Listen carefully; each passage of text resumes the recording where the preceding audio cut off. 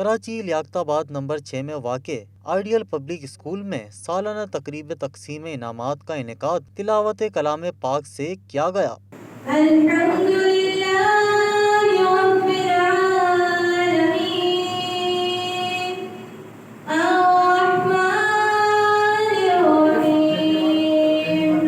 تقریب میں position holder, regular اور بہترین کارکردگی دکھانے والے طلباء و طالبات میں تحائف تقسیم کیے گئے۔ تقریب سے خطاب کرتے ہوئے آئیڈیل پبلک اسکول کے پرنسپل محمد عمران خان کا کہنا تھا کہ طلباء کی حوصلہ افزائی کے لیے ایسی تقریبات کا انعقاد انتہائی اہم ہے۔